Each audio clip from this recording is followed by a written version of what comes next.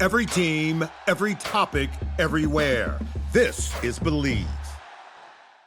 FunBelt Podcast. FunBelt Podcast. FunBelt Podcast. FunBelt Podcast. It's just a great conference that is at a point right now where they're, I think, clearly the best group of five conference in the country. The state of Sunbelt football is the strongest in our history. And we got to continue to showcase what our league is about. 3, 2, 1. Welcome back to the FunBelt Podcast. My name is Jeremy Harper from Hellraiser. With me is Dusty Thibodeau from Warhawk Report and Ben Moore from Panther. Ben's on a bye this week. Ben's on a bye. How are we going to do this show without Ben Moore? Just like this. Yeah, streamlined. Exactly. With skill. Yeah, we won't have his deep, penetrating insight into Sunbelt finances. So that this show will be a little bit less technical without Ben Moore, I guess.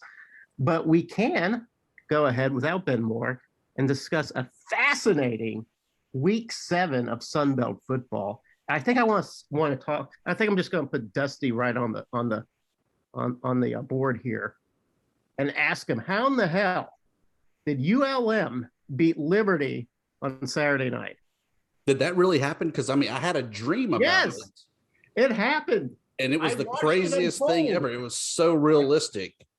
It was like watching a really good magic trick. It's like I saw David Copperfield when I was a kid make the Statue of Liberty disappear on national TV. That's what it was like. So Liberty is up 14-0 at the break, and I was happy. I was like, okay, there's a good chance that ULM can beat the spread. That's all I wanted. And then ULM just came back, had the halftime adjustment, and it looked like Liberty just had no chance. 28 third quarter points from ULM. Where did that come from, Dusty Thibodeau? I want answers, and you better tell the truth. So I think that it was kind of a perfect storm there, that Chandler Rogers came out that second half, perfect 9 for 9 for those 4 touchdowns accounted for. That wasn't necessarily that he had them all or anything like that, but he had a hand in it. In addition to that, you know, we talked a couple weeks back where Levi Lewis of Louisiana Lafayette just, you know, we kind of wrote it off. I think it was against the South Alabama game. He just had a bad day at the office. I think Malik Willis is still one of the front runners for the Heisman Trophy, definitely amongst the G5. I think he had a bad day at the office. He had, 3 interceptions, including the last one to kind of seal the win there. But yeah, I think it was just kind of a bad day for Liberty, and ULM played a hell of a game, especially defensively, where not once but twice the Flames were knocking on the goal line from within the 2-yard line and got nothing to show for it. See, now, Dusty, I think you're being a little polite. I think what you're doing is trying to curry favor with the college football gods by being modest about this. But let me tell you something that you may not know. Or you know maybe, but you're too modest to point out. Did you know that ULM is one of the least penalized teams in all of college football? I do know that. And that's why last week, I always go back and listen to our shows. Maybe I'm vain. Maybe I just like catching our mistakes. Maybe I like hearing your voice, Jeremy. Who knows? That's probably it.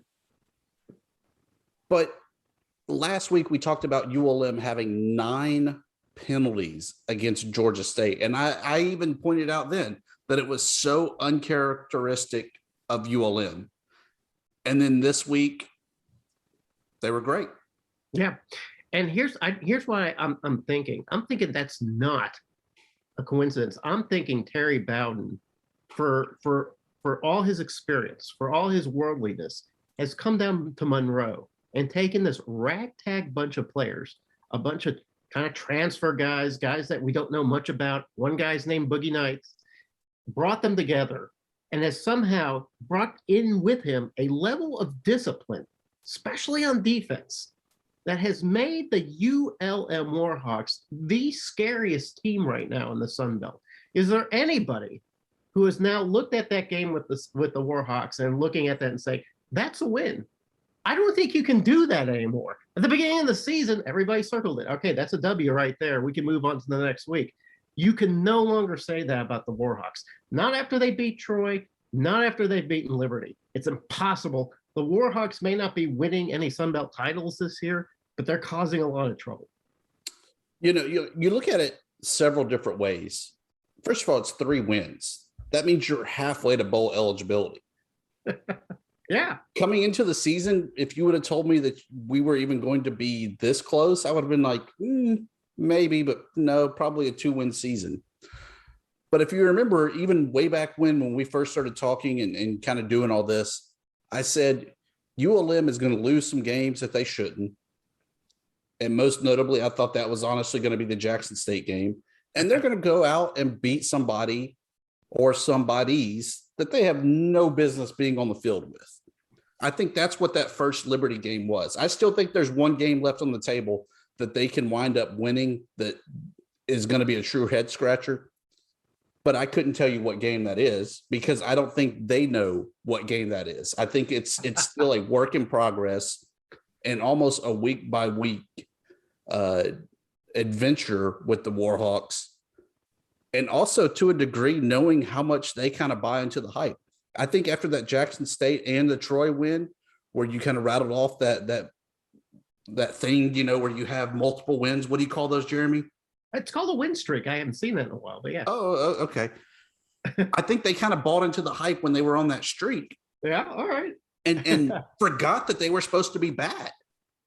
But then when you get blown out back-to-back weeks of 50-point games, they remembered, oh shit, we're supposed to be bad and not very good. I don't know. I think it just might be a matter of Terry Bowden being a Sun Belt agent of Entropy. He just wants to see chaos. He wants to see this nice, pleasant, quiet college football community just go ape, just riots in the street.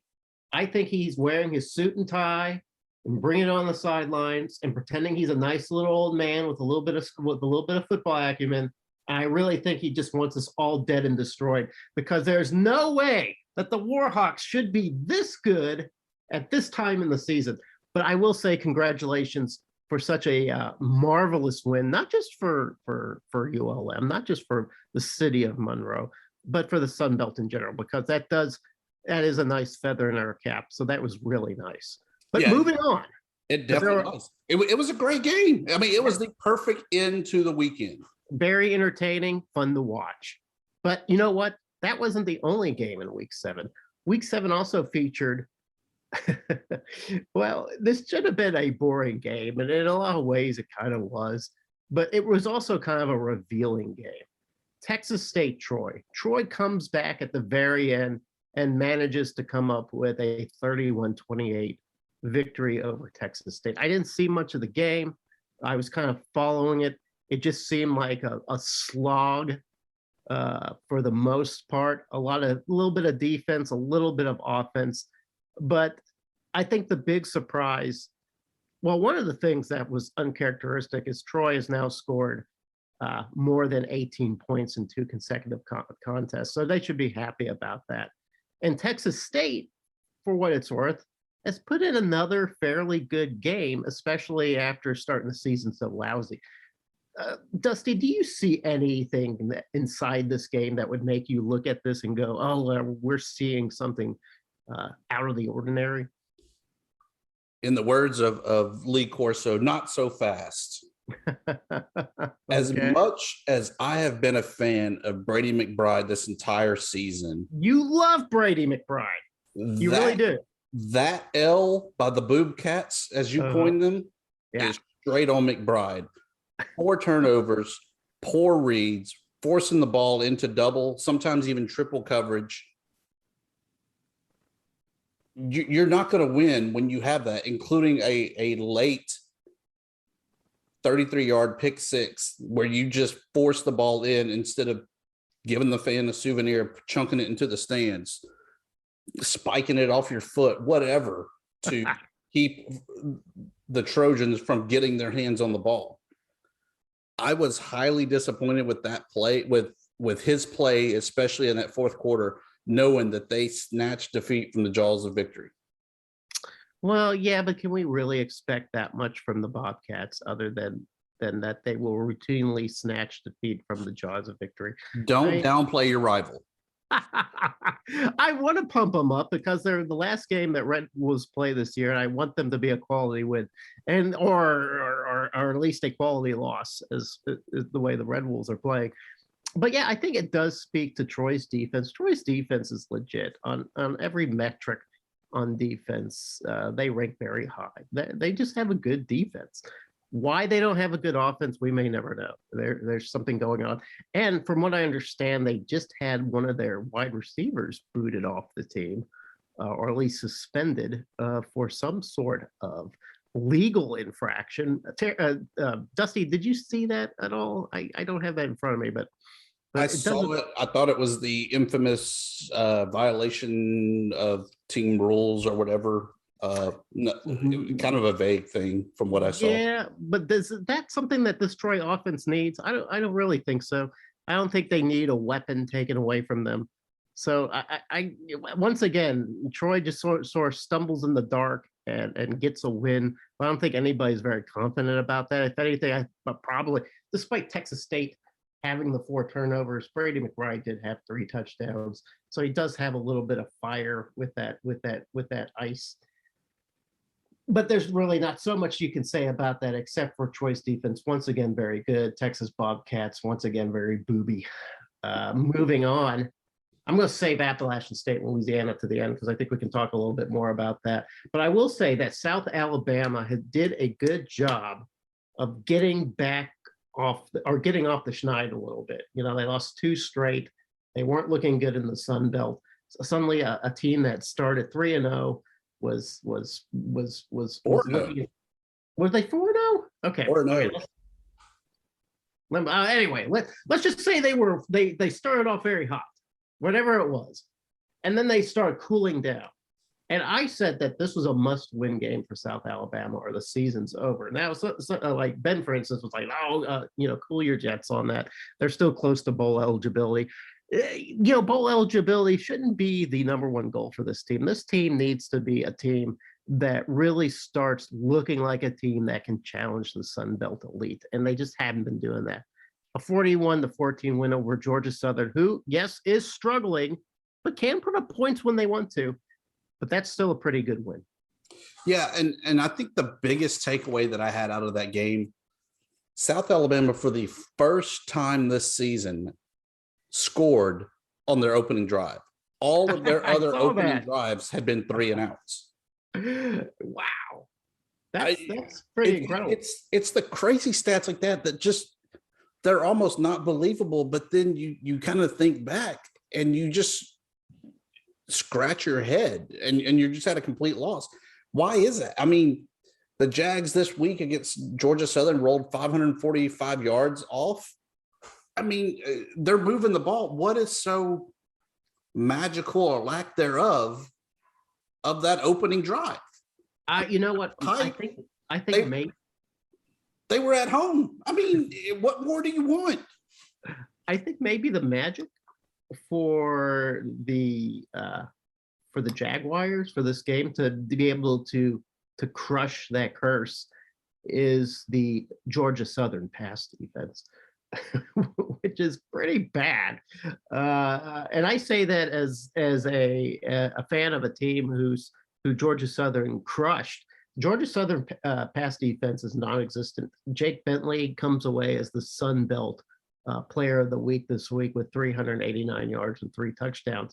So he deserves all those accolades. But he did do it against a Georgia Southern backfield that has had a whole lot of difficulty defending the pass, and as far as I know, has only had any type of success at home against Arkansas State. A win's a win. Win is a win. And speaking of wins, everybody was looking forward to this game. Appalachian State versus Louisiana. The game that was maybe not going to decide who is going to win the Sun Belt, but maybe was going to determine who was legit and who wasn't. And coming into this game, I sat down, I had my popcorn, I had my soft drinks, I had my ice cold O'Doul's. I was ready for a slugfest. I was really waiting for Appalachian State's run game to collide with Louisiana's run game. I was hoping to see Chase Bryce versus Levi Lewis. I just wanted to see, power against power in this game. And what I saw was a Cajuns team just completely bully Appalachian State in Lafayette. What did you see? Dusty, that I likely saw too? Oh, just tell me what you saw. The Cajuns never trailed. Yeah. App State 0-11 on third down conversions. That is, I think, a big testament to how good the Cajuns defense can be. But I also kind of question how consistently can they keep doing that, because we haven't seen that from them in the past, where they've just really had a strong showing this year. No, they haven't blown out anybody. They do just enough defense to win games. They do just enough offense to win games. This game was a complete anomaly over one of the toughest teams in the Sun Belt. And that's what really confounds me, is where did they suddenly get this sort of burst of energy? Levi Lewis, he wasn't especially interesting, 200 yards and a touchdown, but he's kind of like that all the time. He manages the game. He'll get you some yards on the ground if he has to. They got that three-headed running back situation with Montrell Johnson, Chris Smith, and the freshman whose name escapes me. But either one of them can put up 100 yards.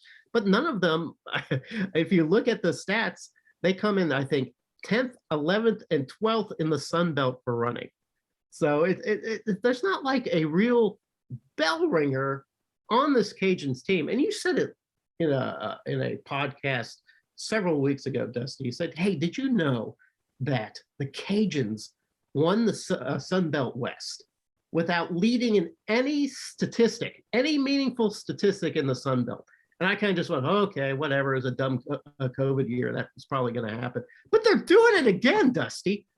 And the only thing that I can think of that separates this team from anything else must be the future head coach of LSU, Billy Napier.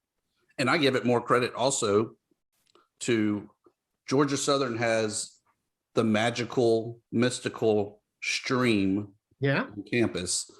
Louisiana Lafayette has a true swamp on campus that I had forgotten about that they had. I think that in Louisiana culture, you have the old ghost story, so to say, of like the abominable snowman or Yeti type called the Rougarou. I think the Rougarou is the difference of Louisiana Lafayette. So you thinking they're drawing mystical energy from the Rougarou? Without a doubt. You know what? I would say let's launch an investigation, but I don't know if I want an answer to that. I kind of like this super mystery surrounding the Cajuns. I like that they don't have like a all-star quarterback or a superstar wide receiver or one running back that just does all the work. They're just this team out there that just does everything pretty good. And as a result, are just handing Appalachian State their butts. And Appalachian State, let's admit it, they look terrible. They did not look good that game. Bryce, who on this podcast I had claimed was the midseason MVP, looked awful, threw some picks, threw for about 100 yards, didn't seem to get anything going.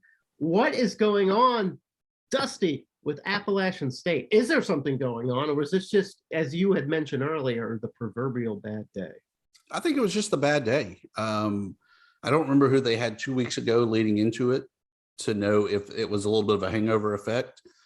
But, Lafayette's a tough place to play, especially when you're playing on that weird Tuesday night, because chances are you were playing the Thursday the week before or even that week after, so you have that extended time off. It's a weird thing when you play those midweek games. And so I don't read too much into it, but I like I said, I was definitely disappointed that it was as wide a margin as it was for the Cajuns. I really thought that was a preview of a possible Sun Belt Conference championship game if App State can pull off that upset of Coastal Carolina. So do you think, Dusty, that in this age of realignment, and TV ratings and eyeballs on screens, that having a game like that where you have the conference's two heavyweights go toe to toe turn in what became a fairly mundane affair of one team just crushing the other. Is that bad for the Sun Belt? No, not really. Because I think coming into the season, you had Louisiana Lafayette with the hype of being ranked, opening up with Texas, not having too bad of a showing. No matter what, you're always going to have App State being associated with the Michigan upset from 2007. God. So you're still going to have people that recognize the names of the school. They're going to recognize maybe some of the names, the hype of Billy Napier. So I don't think that necessarily was a negative, that it was a snooze fest, so to say, because Lafayette just dominated top to bottom.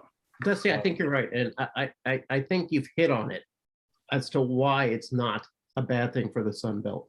And that's because a lot of people outside the Sun Belt, when they think of Sun Belt football, what surfaces to mind a lot of times is the Mountaineers. Oh, the Mountaineers, they're very good. They're solid. They're the cream of the crop of the Sun Belt.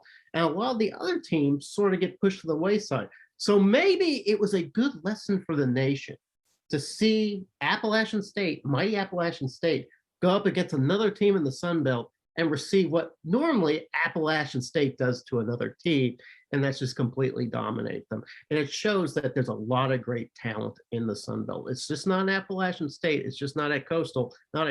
It's all over the place. And let's admit, that was a great win for the Sun Belt West, and ULM, by the way, having that win against Liberty. That's great wins for the Sun Belt West, a division of the Sun Belt that has been much maligned over the last few years.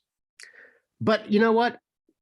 Speaking of divisions and making a good name for itself and jockeying for position, and also a bunch of things I haven't mentioned at all, we should talk a little bit about the sort of brouhaha that's circulating around conference realignment and what the American is doing and how that's going to affect the Sun Belt. Dusty, I'm going to ask you to sort of give us a sort of 50,000 foot overview of what's going on with the American and then how it's going to impact the Sun Belt. The best analogy I can come up with right now with how this realignment is going, the hot movie right now or hot TV series is Squid Game. Yeah. The American is the front man, if you've seen it. And we're all just players of the game trying to make sure we're staying as still as possible on red light. Ah, very good. Okay. Very, very relevant. Dusty, I'm pretty impressed. Go on. Push forward. You've got the momentum here. Is it green light yet? Green light. Green light. Yeah, I think the American is desperate. They're throwing the Hail Mary, knowing that they lost the big teams that they had in their league. Cincinnati is definitely looking like they're going to be in a New Year's Six bowl, maybe even in the playoffs as they sit number 2 overall in the rankings. They're trying to maintain that momentum instead of seeing this as kind of their crowning achievement, and then they're going to have to take the step back, rebuild, and get back up there. So they're doing everything they can to keep that conference together with whoever is willing to sign off and go. But I think a lot of people see it as kind of a desperation move, and they don't want to be a part of it. It's much like the Conference USA. Yeah. Everyone is jumping ship from Conference USA because it has a bad TV deal. It's almost a coast-to-coast conference where you got to travel all the way from El Paso all the way through Virginia.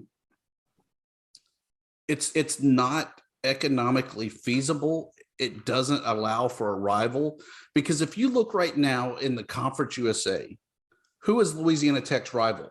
North Texas, maybe. Rice, Utah. Yeah. Hard to say. Yeah, there's they not come by themselves. Yeah. FIU, maybe.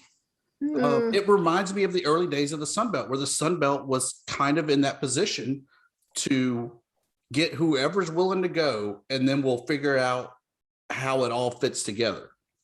Well, you talked about panicking. So, let's back up a couple steps here, because it's been a while since we just really reviewed what has happened. So the American, they get some marquee names poached from them. Okay, it happens to us all, right? So the American is like, all right, we're still the American, right? We can take anybody we want if we have to. We can take anybody we want. So the first thing they did was they started snooping around the Mountain West. And they I don't know where it leaked or how it happened, but it was like Air Force and San Diego State and Boise State and Colorado State were all supposed to dump the Mountain West and join the American. Because everybody wants to join the American, right, Dusty? We all want to be Americans. Oh, we all want to be Americans. And what did those programs say to the American? We can't repeat those words on air. They said, go eat a bag of ding. Go eat that bag, man. We don't want to join the American. Now, part of me is like, some of these guys think that maybe the Pac-12 is going to come knocking. I don't know. But they're not joining the Americans. So the Americans like, what do we do now? Who are we going to get? So they end up like about a week ago, I hear this story about how the America is now going to look at some lesser programs. And I start kind of chuckling. I was like, oh, well, I wonder who these lesser programs the American's going to get to sort of, and the American's going to build these guys up is how it was put up. We're going to take these guys in and we're going to help them become bigger and better programs because we're the American. And so who did they come up with? Who were the 6 schools? Idaho. Planning the poach? No, Idaho is not one of them. But what is it? Is it UTSA? UTSA, Rice, Charlotte. Uh-huh. Who else were they?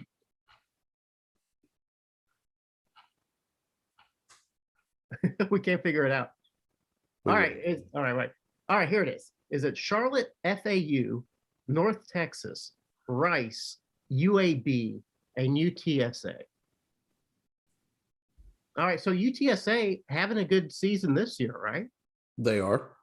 Hadn't had a good season in a long time, though, right? Don't really bring anything to the table for basketball, baseball. No. Rice, smart school. You know what? As FunBelt, I would love to have a Rice in there at DR Vanderbilt, right? North Texas. I like North Texas. I will say that. Great. Everybody likes North Texas. Yeah. Great campus. Good basketball. Football. Yeah, they have a team. Baseball. Yeah, sometimes they have a good team. I don't know. Yeah. Charlotte just recently a member of the FBS. I don't know. I guess they're a good market. I don't know anything else about them. They're a good market. And after last week, when we had the group of 5 guys on, they had the head coach of Charlotte, Healy's his last name, Will Healy. Yeah. Love the guy. Heard him talking with the group of 5 guys. The guy gets it. He understands how to build a program because this is his baby. This is what he is really trying to build up so that it can be, the old cliche was always, we want to be the next Boise State. Yeah. He's trying to build the Charlotte to be the next Boise State. And by that, everyone's going to focus on Boise State. Oh, they're not that. I get it. It's the idea, not the specifics. Yeah. Oh, I see what you're saying. So I like Healy. So because of that, I like Charlotte a little bit more now. Football, I think they're very unproven. Yeah. Basketball, they're good. Baseball, they're good. Okay. All right. Here's the one program that I don't get. I mean, I get that they have some money. It's UAB. I know that they're in a pretty good market in Alabama. Alabama's actually crowded to me with a lot of teams. With Troy and South Alabama, you got UAB, and then of course you've got Alabama, and you've got Auburn in there. So there's a lot of competition in there. But what always cracks me up is the specter that UAB was dead. What was it, 4 or 5 years ago? Alabama just said, you're dead at UAB. Pack it all up. You're a medical school now, and that's it. We're taking all of your sports equipment, and they're now the property of Alabama. And UAB, the community, stood up and said, "You're not taking this from us. This belongs to us, and we're going to invest time and money into it." I think it's great. What a great story. So I remember talking with a former Sunbelt administrator who was at UAB when football was kind of bounced around and they were going to get it. It was sold to the Alabama system that this is never going to be more than a mid-major FCS type of program. Don't worry, it's not a threat to Alabama and the establishment. And then they couldn't really find a home in the FCS, so they had to be D1. And that's when it kind of started like, hey, y'all aren't supposed to be here. And let's be honest, when UAB started football, they sucked. They were horrible. Right. I mean, they were ULM's homecoming back when I was a student. They were an amusing basketball program at best. Yes. And most of that was just seeing the old Gene Bartow coach, the living legend that had been there, 100 years or however long he was. Great basketball coach. But then when they started getting good and threatened is when they really started seeing their funding get cut and things like that, where eventually they did get their football program cut. The fact, though, that they are essentially a 4-year-old program, they have a brand new stadium, awesome facilities. They're in the heart of downtown Birmingham. They've actually carved out a little bit of a fan base for themselves away from the Auburns and the Alabamas. I'm okay with a UAB. And then especially knowing that they're good in basketball, they're pretty competitive in baseball, they would bring some stuff to the table. See, Dusty, I get what you're saying. In fact, you make really good points on all of that. But what I see here is a list of teams that have not established brands. I see Charlotte that's just gotten into playing football. I see UAB, which had almost been kicked out of existence. I see UTSA, which is a feel-good story this year. What are they going to be next year? And still pretty new as well. Yeah. I see Rice, great research school. I don't know if they're a good sports school, but hey, if you need a Vanderbilt, then by all means, take it. FAU, I get them confused with FIU. Which one are they getting? I don't even know. Why didn't they get FIU too? And then North Texas, okay. But North Texas, it's still another group of 5 Texas school. There's 1,000 group of 5 North Texas schools. So are you really getting much value from North Texas? That's what I'm saying. I'm saying they went from going, we're going to get Boise State and Colorado State and maybe San Diego State. And just for chuckles and giggles, we're going to get Air Force too and have an Air Force Navy type thing. Now they're like desperate, saying we're going to scoop up these guys. And this is on the heels of the Conference USA president or whoever it was sending out a letter to the Americans saying, hey, we should join forces. We should have this group, which to me is hilarious too, because it was CUSA at the very beginning in 2013, 2012, that was poaching everybody and not giving a damn about what the effects were going to be. And right after that last round of poaching is when the Sun Belt, Carl Benson, approached Conference USA about going with the whole regionalized model. Yeah. So that, you didn't really have a traditional conference. It was kind of a flex based on what sport and, good high level stuff. And Conference USA said, no, y'all are the Sun Belt. Y'all are the bottom of the barrel and we're Conference USA. Yeah. And we were bottom of the barrel. But you know what we did? We stuck to our guns. Just like Carl Benson said, the Sun Belt is rising. Wait, he said that? I'm sure it was a voiceover guy, but yeah, it was in the marketing. Because that is some damn poetry right there. So, all right. So now that the American has shown their hand, the Sun Belt has been very coy these last couple days, these last couple weeks, right? They're not really saying anything. Sometimes somebody comes out and says, yeah, the Sun Belt's going to expand. They're going to grab some teams. And then some people say, no, the Sun Belt's standing pat. They kind of like where they are. But the rumor is floating around, Dusty, that the deal has already been made. That still some pieces have to come together. Some letters have to be signed. But there is a rumor floating around that Marshall and Southern Miss are coming to the Sun Belt. And I want to ask you two things about that. One, what does that do for the Sun Belt?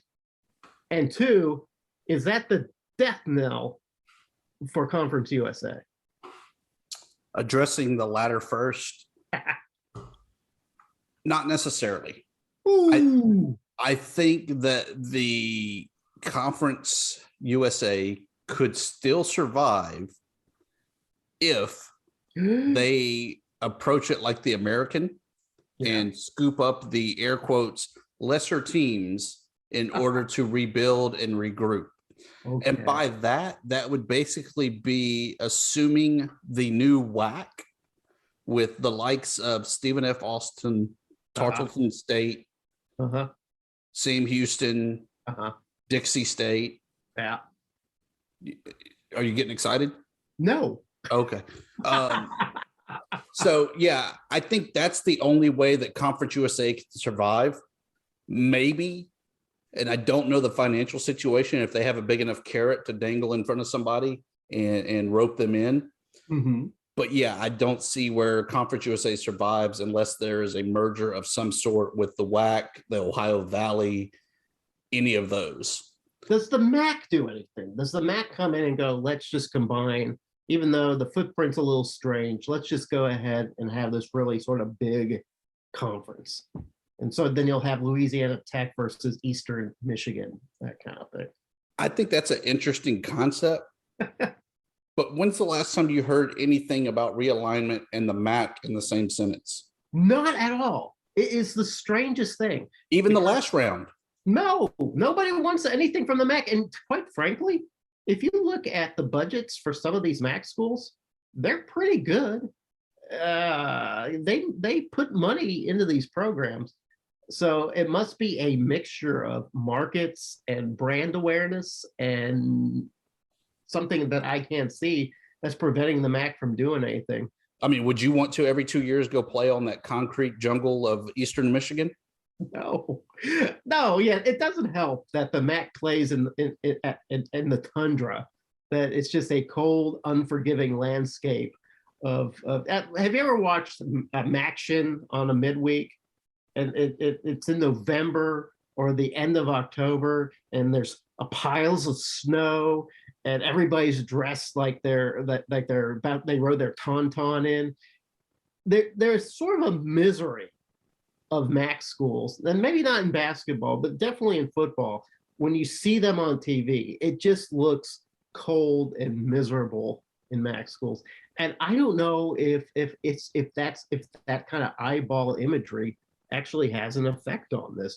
I can't think of anything else, because MAC has been crazy quiet these last two rounds of expansion. And I don't know if they're even in the room when people are talking. Maybe they've got their own designs. I don't know. I wish I could tell you something more exciting than that, but I like the MAC the way it is. I don't see anybody FCS or otherwise in their footprint that would really add value to the MAC. So good for them for being able to just kind of sit tight and still kind of keep the same quality of product. Northern Illinois, you're just going to have to continue being in the MAC. That's what I have to say. Yeah. What did you say? Your other question about Southern Miss and Marshall. Yes. I think Southern Miss, even in a bad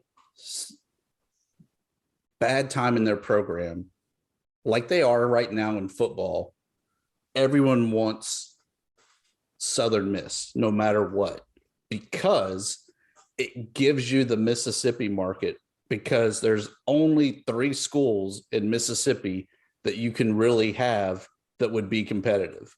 Yeah. And Ole Miss and Miss State are not leaving the SEC for the Sun Belt. Are you sure about that, Dustin? We could start the rumor, All right. but it'd get shot down. And besides, I don't think that there's enough mustard bottles in the world to throw at Lane Kiffin if they came to the Sun Belt. I don't mind besmirching our own reputation to bring that rumor out into the open that Ole Miss is coming to the Sun Belt. I think that would be a lot of fun. I think Ole Miss could compete pretty well in the Sun Belt after some time. If once they get their program developed, I think that could work out. Yeah, I mean, in baseball, they've kind of developed a good rivalry there with Louisiana Lafayette. So, it would definitely just kind of carry over into the other sports as well. Oh, definitely. Yeah. Ole Miss, you're welcome to join us. Just holler. We'll hook you up with Keith Gill. We know Keith. Yeah. But all right, but Marshall and Southern Miss, pretty good brands, right? Yeah, they're good brands. Southern Miss definitely brings something to the table traditionally in football as well as baseball. Basketball's kind of a hit or miss. Truthfully, kind of like most of the Sun Belt basketball teams anyway. They'll fit right in. Yeah. Marshall, obviously, good football tradition. I don't think that they've been the Marshall of old here lately, but they still would be in the mid to upper part of the Sun Belt Conference. Basketball's good. Baseball's pretty good. So, again, they kind of check all the boxes and would be a good fit. So, I would be ecstatic to have these two schools in here because I think that it makes the league even better, gets us a little bit bigger, gets us into the new markets, gets us more regional rivalries. Because at the end of the day, you have Coastal and App that are old SoCon opponents, but they don't really have that close rival to them. Whereas when you lump in Marshall in the West Virginia area, it really kind of adds even a little bit more to it. I still think that there needs to be one more team added on each side so that maybe you could get someone like an Old Dominion that is currently, by all the projections, left out in the cold of Conference USA, or even a James Madison. Yeah, but let me throw something else out, Dusty, which is sure to get you talking. Because every time we mention this, it sort of ruffles a feather. And I'm a little worried about bringing it up live on recording because I don't want you to blow up. But why stop at Marshall and Southern Miss? And that's just what you've implied. Why stop? Why not get FIU and Louisiana Tech? FIU, I still have PTSD of going to old Lockhart Stadium, which was shared with FAU. Wow. Where it was almost like FEMA trailers on stilts at the stadium with their press box and coaches box. And I thought that the coaches above us in the trailers were going to fall through on us at any moment. Yes, they have a new stadium and it's nice. These are just my old time. Your prejudices, I get that. Of Sun Belt years of old. In addition to that, if we're going to add FIU, let's add Idaho. And I say that because damn it, Dusty. No, we're not. Not just because of that, but it's like they're in the middle of freaking nowhere. Why not? Okay. So you're saying they're kind of far away. And while we're at it, we'll get Hawaii in as well. Right, okay. Maybe we can find somebody in Canada, University of Alaska.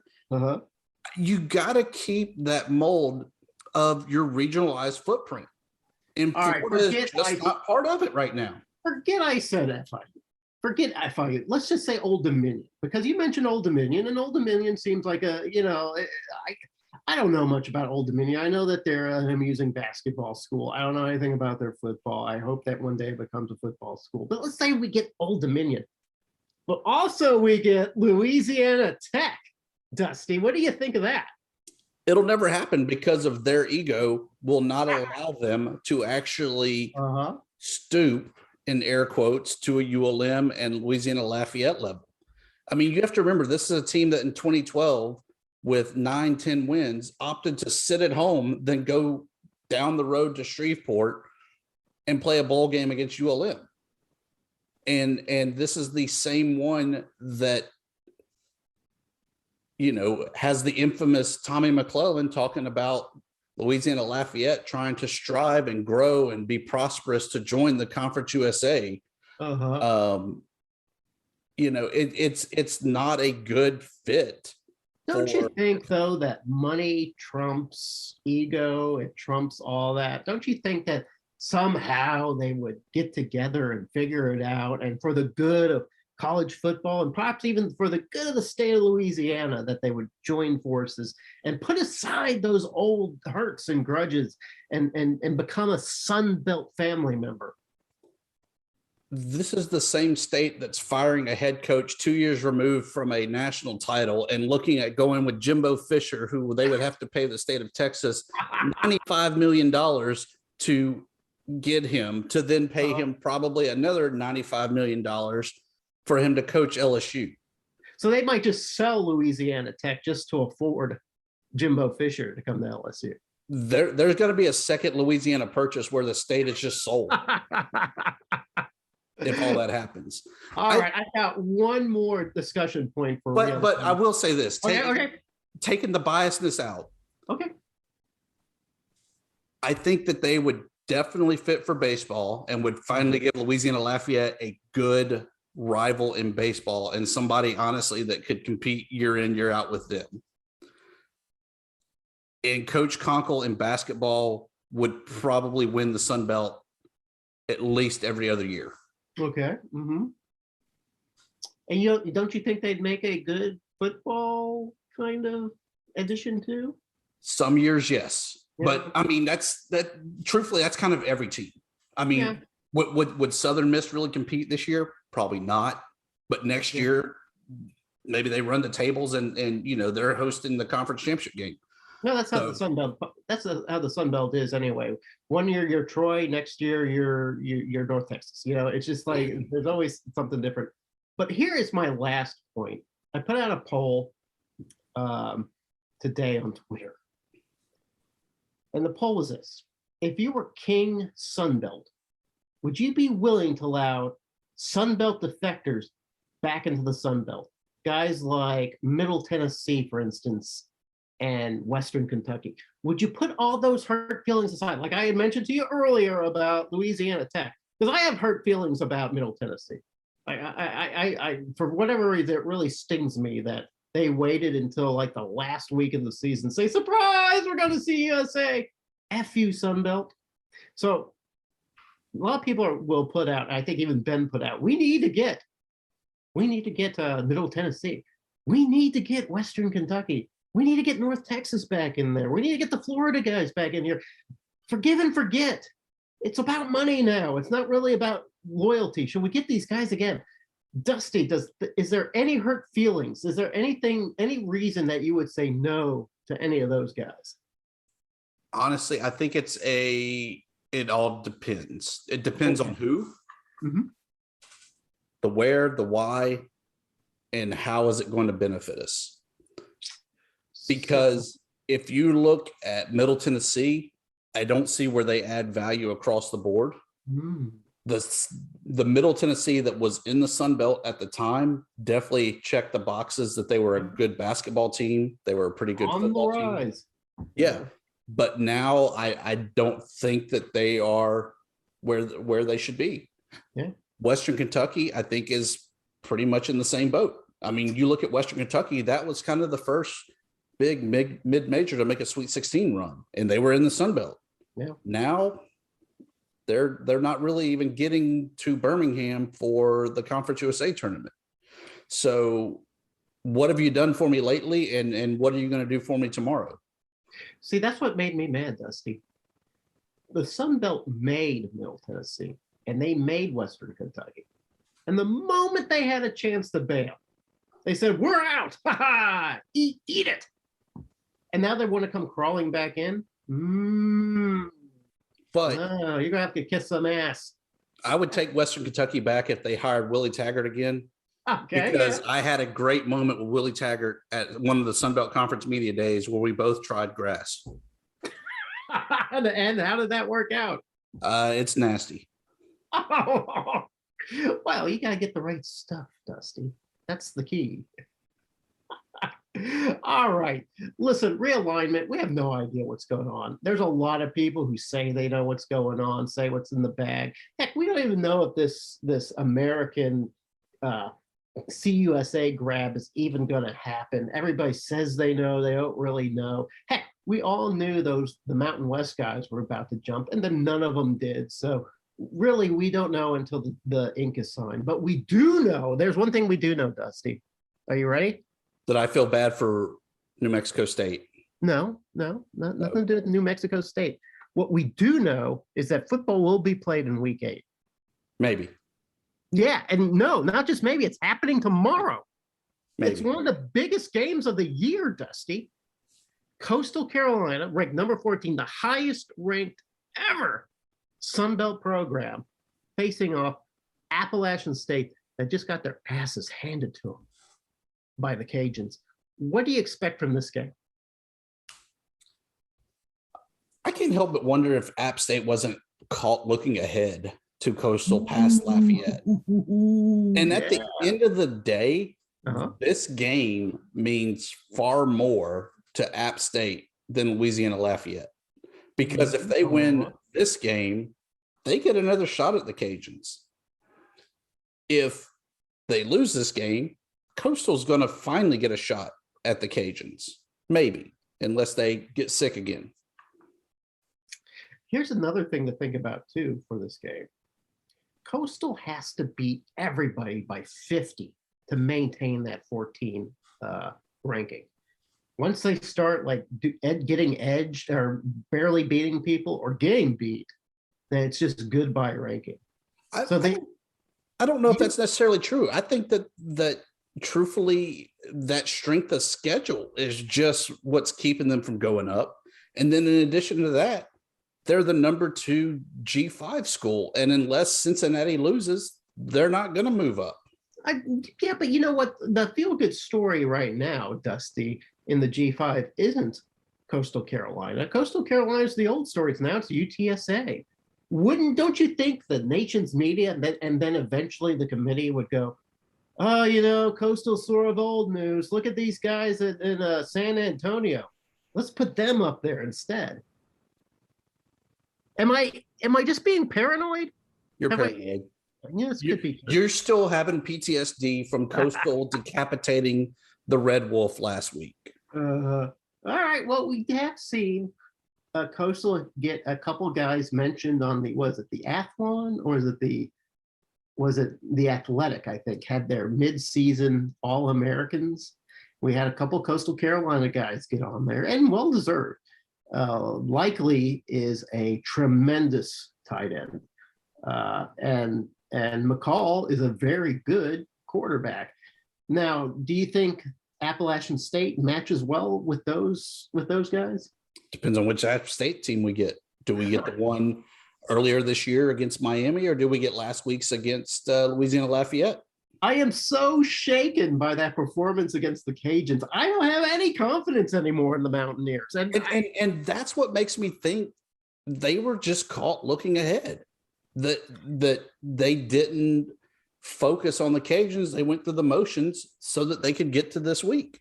Wouldn't that be a brilliant move by the Cajuns to just kind of sort of half-ass through the season, kind of can barely win, just so they can catch Appalachian State off guard? Wow, that is some coaching right there. That is LSU level coaching. Billy Napier is not going to go to LSU, or should I say LSU will not want Billy Napier, which is a damn shame because he is probably the best coach in the state. That's one for that job. There has to be a way to bet on that. I wonder if there's a place where you can bet on who's going to coach, because I would put money on Napier. LSU is, they're putting out the Jimbo Fishers and I think Gruden actually came up, which cracked me up. All these guys, though, people who already have great jobs, they're already, they'd love to come to LSU. Why would you want to go to that crap storm? That's just, you can't even win a national championship without being punted out of your job in 2 years. That's just kind of crazy to me. But hey, we're not here to talk about LSU. As fascinating as LSU is, we're here to talk about the Sun Belt. And after that Wednesday game, is a game that has some interest to me, and maybe only some minor interest to the rest of the Sun Belt. And that's Arkansas State versus Louisiana in Jonesboro, Arkansas, on Thursday night on ESPNU. Will you be watching, Dusty, from the comfort of your home? Of course. I try to catch at least a half of every game and then go back and watch the highlight package. Nice. You are a warrior. Here is the deal. I like Louisiana Lafayette in this game, but you know as well as I do, Jonesboro is the place where dreams go to die. Because I couldn't tell you the last time I had a rooting interest for a team playing at Arkansas State and they had a good showing or a win. Let me tell you something, though. Historically, Thursday night games at Arkansas State have been murders for Arkansas State. There is something about Thursday night games, national TV, where, all right, this team's going to step up and look good in front of the cameras. They always fall short, and I don't know why. I can't figure it out. Now they get a Cajuns team that just blew the doors off of Appalachian State. You got an Arkansas State team that gives up 50 points to everyone. I don't feel much hope for my Red Wolves in this game.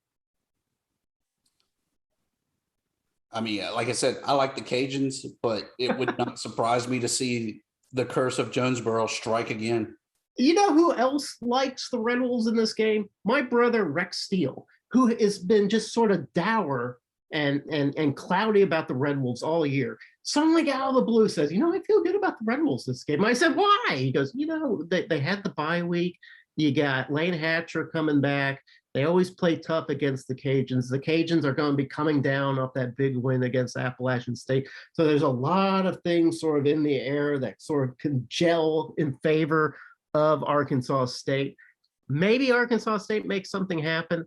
There seems to be a lot of things that Arkansas State hasn't done all year that they all suddenly magically have to start doing to make that win happen.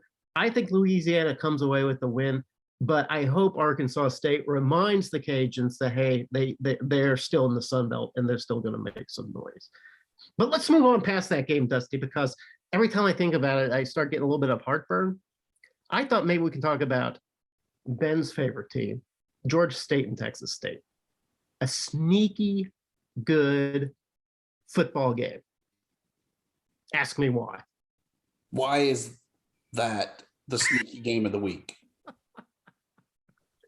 I was hoping you would ask real slowly so I could think of a reason for it being a sneaky good game. But I will say this: it's it's not a must-win game for Georgia State, but it's a should-win game for Georgia State.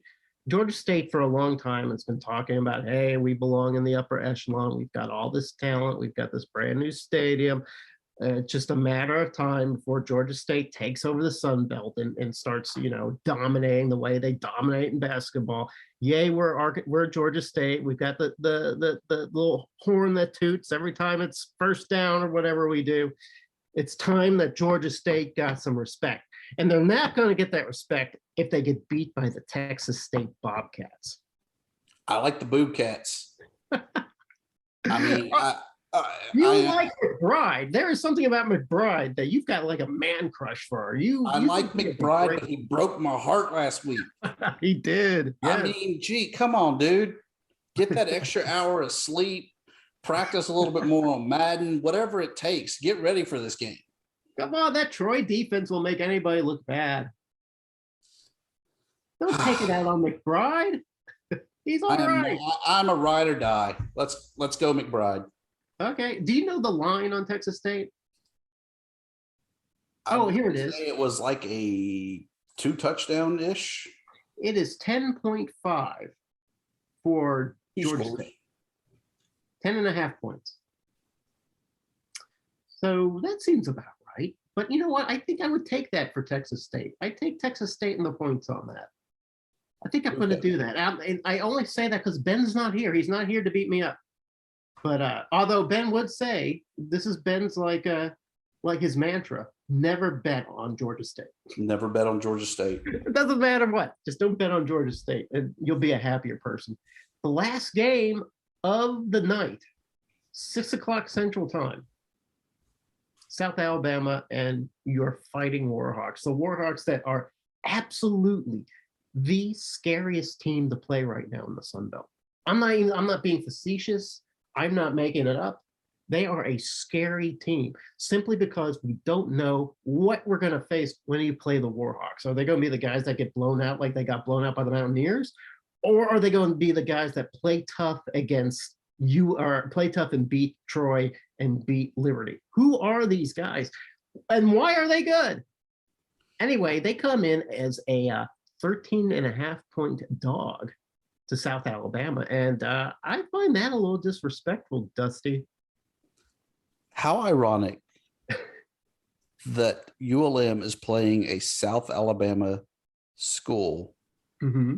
And the first thing I can think of when you were talking about ULM being the scariest team is that ULM is like a box of chocolates that you never know what you're going to get. Wow. Well, that's deep. And so this could be another epic upset of the Jags. Okay. It could be another, well, the first quarter's over. Let's head home. And I don't think it's going to be an in between. I think it's going to be, it's homecoming. Uh-huh. So I think the Bayou is going to be rocking. I think ULM gets another conference win and inches a little bit closer to bowl eligibility at 6 wins. That'll put them at 4, and we'll just keep rolling on from there. You know, the combination of Jake Bentley and Jalen Tolbert is a pretty deadly combination. I agree. And that's going to be very hard to overcome. But I think the matchup that's the most engaging and the most intriguing are these two defenses, which are both pretty damn good. ULM, unexpectedly good. You saw them on the goal line against Liberty, against the Flames. You saw what they can do. They can stiffen up when they need to. And then South Alabama, just it's hard to play against defensively. To me, they're on par with Troy. So what we might see, I don't know what the over-under is, but I bet the under is the one that you want to bet in this game. Interesting take. Come on, help me out, Dusty. This is your team. What I am looking for you is some sort of hype on the Warhawks, because I'm hyped about the Warhawks. You've got me hyped about the Warhawks, and you know what you're doing. What's happened is the Warhawks are good, and now you're playing it off as, oh yes, well, you know, we're just a lucky one game at a time. You know, you have become that guy now. You've become Mr. Just laid back about it because you can relax. Your team's pretty good. We're just out here focused on what we can control and hoping that God blesses us with a great game. As long as you give 110%, yeah. And we're going to give 110%. Reduce the mistakes, focus on both sides of the ball. You'll come out ahead every time. Just like we did all week in practice. All right, Dusty, that is our preview. That is the week preview. You know the biggest line that you missed on the week, though? No, how could I possibly miss anything? I feel like I've just talked and talked. What did I miss? For the first time this season, Florida State is a favorite, as they are 37-point favorites over UMass. Huh. Well, you know what? I hadn't really, checked in on the lack of trajectory of Florida State, but I have been checking in on UMass, and I am very pleased to see that UMass is back in the news as a result of that. Good for UMass. Maybe that's what speaking of alignment, maybe we should just grab UMass and UConn and just grab them just make them part, enfold them into our breasts, make them part of our family. I would rather go back to New Mexico State and Idaho. We get better basketball. You'd have to admit those teams would bring better basketball to the conference. No. Okay. No. Jeremy, you are fired as commissioner of the Sun Belt Conference. And we are rehiring Keith Gill. I'm talking to Keith tonight, and we'll see if we can make that happen. We'll have some cognac. We'll pop some popcorn. I'll float that by. It'll just be like a concept. I'll soft launch it and see if it sticks. Parting shots, Dusty Thibodeau, as we wind up this very successful but Benless episode of FunBelt Podcast. This week, I got to see that the Pomeroy men's basketball rankings came out. Ooh. All the Sun Belt, according to these rankings, are pretty bad, like 150 plus, with Georgia State being the best Sun Belt team at 154. One of their metrics is how lucky is a team. Oh, okay. Jumping out of the Sun Belt for a minute, the luckiest team, according to this ranking, Cleveland State, with a 0.19% luck factor of their games. Number 2, Navy. Okay. 17%. All right. Santa Clara, 14%. All right. Going into the Sun Belt, the luckiest team. Who's the luckiest team? Give me a guess. Who is the luckiest team? God, that's you got so lucky. How was that measured again? How was the luck measured? Did not define what luck was considered. I would say Coastal Carolina. Incorrect. Louisiana Lafayette is the 19th overall luckiest team according to the Pomeroy men's basketball rankings. The most unlucky team?